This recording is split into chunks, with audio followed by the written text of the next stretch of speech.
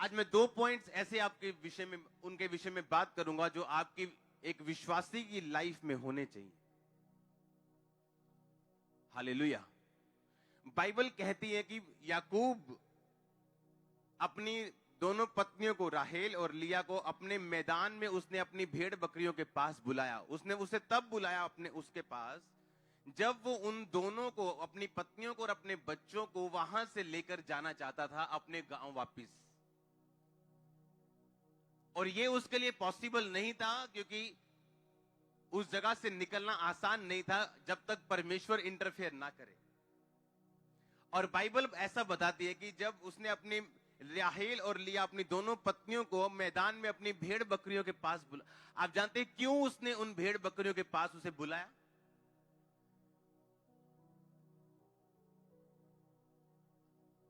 अगर आप एक बिलीवर हैं और रिकवरी चाहते हैं, आपकी लाइफ में प्रूफ होने चाहिए कि परमेश्वर आपके साथ है।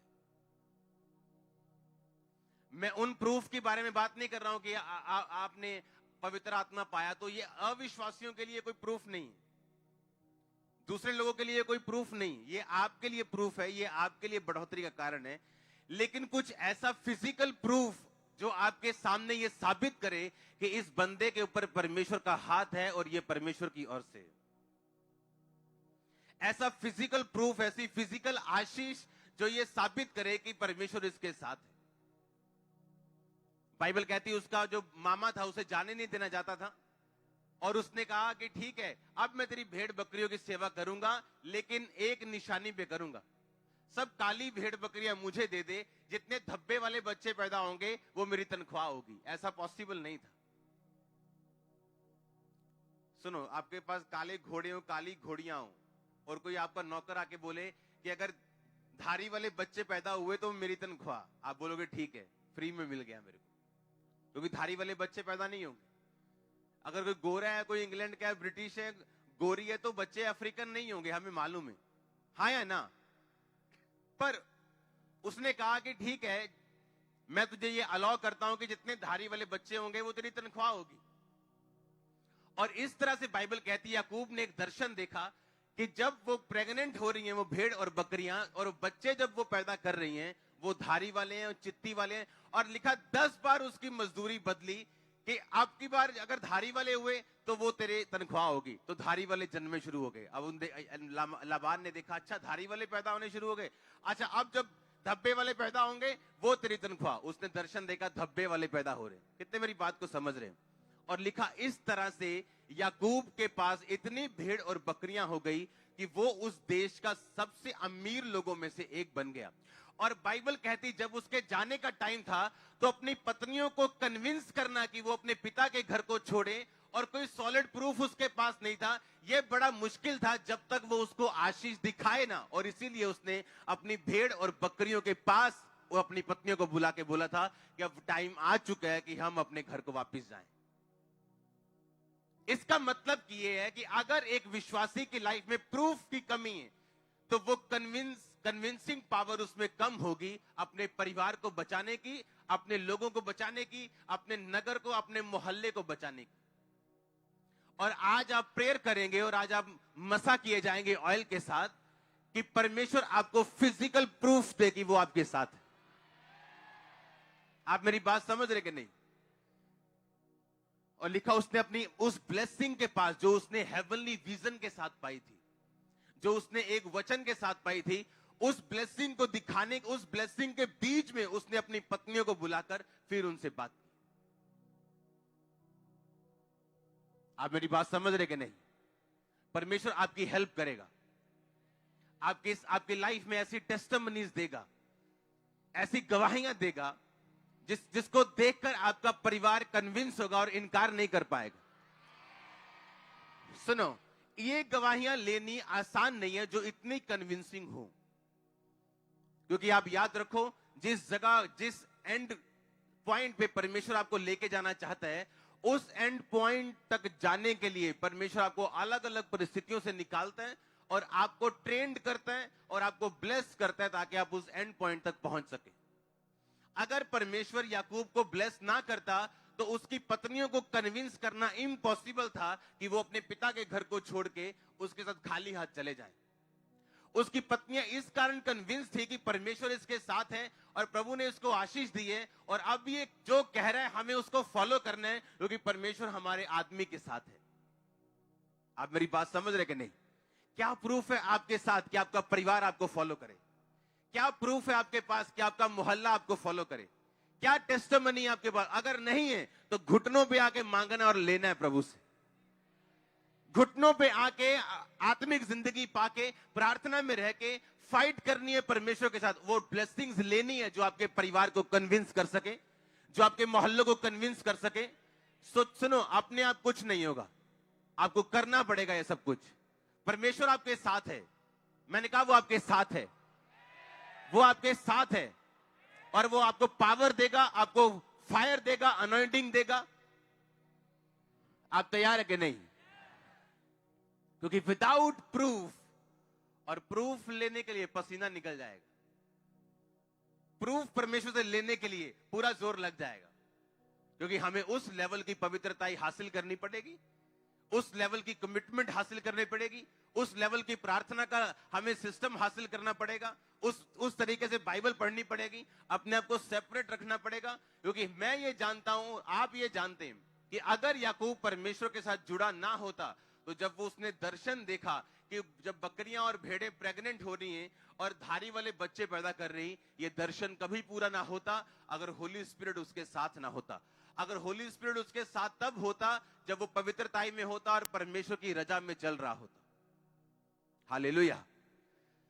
और बाइबल कहती है अपनी नॉर्मल लाइफ में याकूब जब चलता था, उसने कहा अपने मामा को कि तेरी भेड़ और बकरियों के लिए मैंने मेहनत की है, मैं रात को सोया नहीं हूं, दिन को सोया नहीं हूं, मैंने दिन रात जाग के मेहनत की है। अगर किसी पशु को किसी ने फाड़ दिया तो मैंने उसकी हानि भरी है।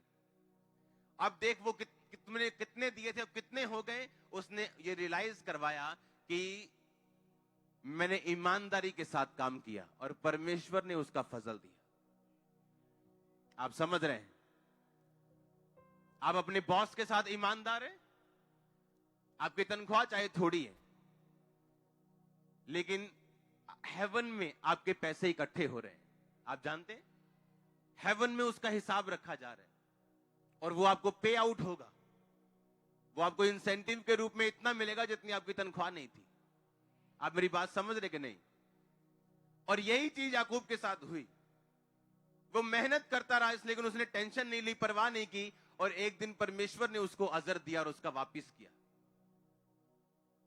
ये बात प्रूफ करते कि अगर परमेश्वर पे निगाहें हैं और हमारा विश्वास अगर परमेश्वर के ऊपर है और तरीके परमेश्वर वाले हैं, तो एक दिन आपका आने वाला है।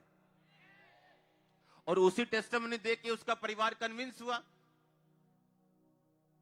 उसको उसके परिवार को विश्वास हुआ कि ठीक है परमेश्वर इसके साथ है, हम इसके साथ इसके देश में जा सकते हैं। नहीं तो वो परिवार उसके साथ कभी वापिस ना जाता।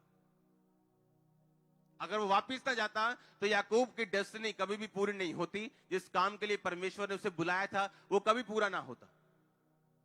अब आप इमेजिन कर लो, एक नौकरी में वफादारी उसको कहां तक लेके गई। आप इमेजिन कर रहे हैं कि नहीं? एक फेथफुलनेस परमेश्वर के साथ उसको उसकी डेस्टिनी में किस तरह उसने लॉन्च कर दिया। आप इमेजिन करो। पहली चीज जो आपकी लाइफ में होनी चाहिए, जो अभी आज की पहली जो मैंने आपको बताई, आप समझ रहे हो उसको कि नहीं?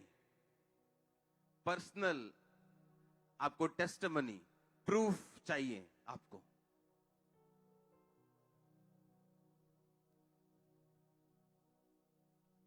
अच्छी चर्च में जाओ, ये जरूरी है।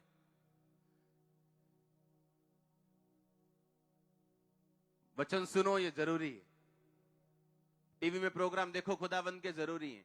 लेकिन दूसरी चीज जो आज मैं आपको बताना चाहता हूं वो ये है, अगर आपका पर्सनल परमेश्वर के साथ इनकाउंटर नहीं हुआ तो भी आपकी लाइफ पीछे है। मैं बताता हूं कैसे। जो दूसरा वचन हमने पढ़ा, बाइबल कहती जब याकूब ने कन्विंस कर लिया अपनी वाइफ्स को, क्योंकि पुराने टाइम में एक से ज्यादा वाइफ हो सकती थी, उसने कहा जब वापिस जाने के लिए, तो बाइबल कहती जब वो अपने बच्चों और अपनी वाइफ्स के साथ वापिस जा रहा था तो उसे रास्ते में मालूम हुआ कि उसका भाई, सगा भाई एसाव, जो उसका जुड़वा भाई था, जिसकी आशीष याकूब ने धोखे से ले ली थी, वो उसको 400 बंदे लेकर मिलने के लिए आ रहे हैं। अगर आपने अपने रिश्तेदार के घर में गुड न्यूज देने जानी हो, आप 400 बंदा लेके जाओगे? अगर आप अपने सगे भाई से मिलने के लिए जा रहे हो, जो आपसे 20 साल बाद मिलने के लिए आ रहा है, आप 400 बंदा लेके जाओगे? वो 400 बंदा लेके मिलने नहीं जा रहा था, वो 400 बंदा लेके उसे मारने के लिए जा रहा था। वो गुस्सा अभी भी उसके दिल में था कि तू मेरी आशीष लेके भागा था, मैं तुझे छोड़ूंगा नहीं। क्योंकि एसाव जो था वो आत्मिक बंदा नहीं था। उसने उन लड़कियों से शादी की थी जो परमेश्वर की ओर से नहीं थी, जो उसके पिता को पसंद नहीं थी, उसकी माता को पसंद नहीं थी। अपने पहलौठे होने का उसने अधिकार एक दाल की कोली के रूप में बदले में बेच दिया था। वो एक आत्मिक इंसान नहीं था। अब जब उसे मालूम हुआ कि याकूब, वही धोखा देने वाला याकूब, मुझे मिलने के लिए आ रहा है, तो लिखा वो 400 बंदा लेके उसके सामने चला के अब मैं उसका हिसाब किताब बराबर करता हूं। और जब याकूब को मालूम हुआ कि 400 बंदा लेके मेरा भाई मुझे मिलने के लिए आ रहे हैं, आप जानते परमेश्वर ने उससे क्या कहा? परमेश्वर ने कहा, उस स्थान को चला जा जहां मैंने तुझे दर्शन दिया था। जब तू अपने भाई से भागकर 20 साल पहले, इसी भाई से भागकर जब तू अपने मामा के घर में जा रहा था, तो बेतेल में रुका था, और जब वो सोया था एक पत्थर का तकिया बना के, तो उसने एक दर्शन देखा था कि स्वर्ग तक सीढ़ी लगी है और स्वर्गदूत उतर रहे हैं और चढ़ रहे हैं, चढ़ रहे हैं, उतर रहे हैं। उसने एक विजन देखा था। उसने कहा था, ये परमेश्वर का घर है, मैं यहां प्रभु का घर बनाऊंगा। प्रभु ने मुझे यहां दर्शन दिया, और बाइबल कहती है उस स्थान, वो बेतेल नाम स्थान था। और 20 साल बाद वही कहानी अपने आप को दोहराती है फिर से। जैसे पुराने कपड़ों का फैशन नहीं दोबारा आ जाता, हाँ, वो 20 साल बाद वही सीन वापिस आया कि वही भाई उसे मारने के लिए आ रहे हैं, और परमेश्वर कह रहा है उसी स्थान को वापिस चला जा जहां मैंने तुझे विजन दिया था। आज से 15 साल पहले, जब मसीह में आने के बाद भी मेरा दिमाग सुसाइड करने में ही था, तो परमेश्वर ने, जब मैंने 40 फास्टिंग की थी मैंने, और फास्टिंग में अभी मैं प्रार्थना में बढ़ रहा था, तो एक मेरी आदत थी, मेरे को दुष्ट आत्मा के जब अटैक होते थे, तो मेरे को सिर पे अनॉइंटिंग ऑयल रख के ऐसे लगा के पूरा चेप के मेरे को प्रार्थना और बाइबल पढ़नी पड़ती थी। 3 घंटे, 6 घंटे, 8 घंटे एवरी डे। इसलिए नहीं कि मैं प्रभु से प्यार करता था, इसलिए कि जब मैं बाइबल पढ़ता था और अनॉइंटिंग ऑयल लगा के अपने टेरिस पे जाके प्रार्थना करनी शुरू करता था, तो दुष्ट आत्मा का अटैक कम होना शुरू होता था। उस रिलीफ के लिए मुझे ये करना पड़ता था। और एक दिन बाइबल पढ़ते पढ़ते क्या वचन मेरे सामने आया, हियाव बांध और दृढ़ रह, क्योंकि तू जानता है कि प्रभु में किया हुआ परिश्रम व्यर्थ नहीं जाता। सुनो ध्यान से, ये आम वचन नहीं था, ये रेमा वचन था, ये इनकाउंटर था खुदा के साथ। आप समझ रहे मेरी बात को? ये मेरी प्रार्थना रोजे रख रख के कि परमेश्वर मुझे फ्री कर, फ्री कर, फ्री कर। और बाइबल का वचन मेरे सामने आता है कि मैं मेहनत करूं, प्रभु में की गई मेहनत व्यर्थ नहीं जाती। मुझे ऐसा लगा ये इनकाउंटर हुआ है मेरा, प्रभु के साथ मेरा आमना सामना हुआ है। परमेश्वर ने मेरी प्रार्थना का उत्तर दिया है कि मैं मेहनत तो कर रहा हूं, लेकिन इतनी नहीं कि मैं अपने इस केस से, इस बड़ी प्रॉब्लम से आजाद हो जाऊं। और तब उसी प्रार्थना के वचन, जो प्रार्थना में मिले हुए वचन, जो परमेश्वर ने मुझे 1 कुरिन्थियों 15 उसके 58 का दिया कि हियाव बांध, दृढ़ रह और मसीह के काम में बढ़ता जा, क्योंकि तू जानता है मसीह में किया गया परिश्रम व्यर्थ नहीं। उस वचन को पढ़ के मैंने 40 रोजे रखने शुरू किए थे, मुझे याद है। पहले मैं रोजे रखता था, लेकिन 40 नहीं। जब वो वचन मेरे सामने आया और 40 फास्टिंग शुरू की, और जब मेरा 5वां पता नहीं 6वां रोजा था, 40 रोजे, जब 5 मतलब आप लगा लो 250वां रोजा था, उस दिन परमेश्वर ने मुझे एक दास के रूप में विजन दिया, दर्शन दिया, और उस बीमारी से मुझे आजाद किया था। और उसको 15 साल हो चुके आजाद हुए। आप समझ रहे मेरी बात को?